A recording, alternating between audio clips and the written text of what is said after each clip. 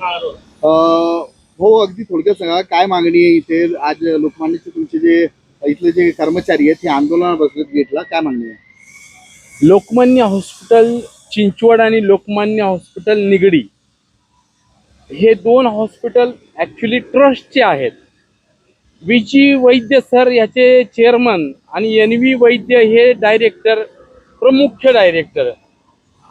जवळपास 40 वर्ष जुनी ह्या हॉस्पिटल्स आहेत आणि सुरुवातीपासूनचे हे परमनंट कर्मचारी या ठिकाणी जवळपास एकूण कर्मचारी दोन्ही हॉस्पिटलचे 500च्या घरात आहेत. परमनंट वर्षानुवर्ष हा नावलौकिकाला आलेलं हे हॉस्पिटल अचानक करोना कालावधीमध्ये तर हे हॉस्पिटल पूर्ण चारायचं. या लोकांनी रात्रंदिवस हॉस्पिटलच्या कल्याणासाठी प्रयत्न केले, प्रगतीसाठी स्वतःची प्राणाची बाजी लावली आणि अचानक काय दुर्बुद्धी सुचली, हे ट्रस्टचे हॉस्पिटल्स अचानक त्यांनी विकायला काढली, हँडओव्हर दुसऱ्याला करायला काढली आणि आता हे हॉस्पिटल सह्याद्री ग्रुपने घेतलेलं आहे असं कळलंय. सह्याद्री ग्रुपचे चारू आपटे चेअरमन आहेत, त्यांनी घेतलं असं कळलेलं आहे. डॉक्टर एन व्ही वैद्य आणि विजी वैद्य यांची हॉस्पिटल सगळ्यात महत्त्वाचं, सह्याद्री ग्रुपनी सांगितलं ह्या हॉस्पिटलला की तुम्ही माणसं सगळी काढून द्या, आम्हाला कॉन्ट्रॅक्टमध्ये भरायचे, परमनंट नकोय. एकाच दिवसामध्ये 450 कामगार देशोधडीला लावले. केलेल्या 10 महिन्याचं काम केलं, त्या 10 महिन्याचा पगार दिला नाही, कोविडच्या काळातला पगार दिला नाही. आज इंडस्ट्रीयल कोर्टामध्ये 2.5 वर्ष हे लोक चक्रा मारतायत, तारकावर तारका मॅनेज करून. तिथली मॅनेजमेंट जे आहे असेच 2 टगे त्यांनी ठेवलेत.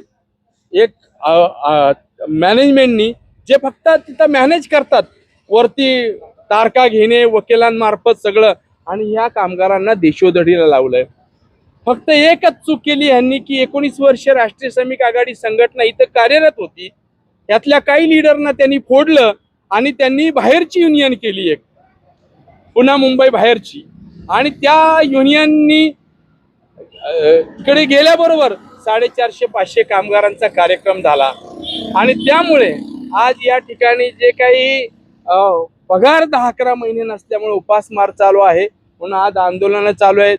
माननीय आयुक्तांच्याकडं, कामगार आयुक्तांच्याकडे या संदर्भातली बैठक झाली. माननीय विधानसभेचे उपाध्यक्ष अण्णासाहेब बनसोडे यांच्याकडे बैठक झाली. अनेकांच्याकडे मध्यस्थी करण्याचा या कामगारांनी प्रयत्न केला, परंतु त्या कुणालाही ह्या मुजोर व्यवस्थापनानं कुणाचंही ऐकलं नाही.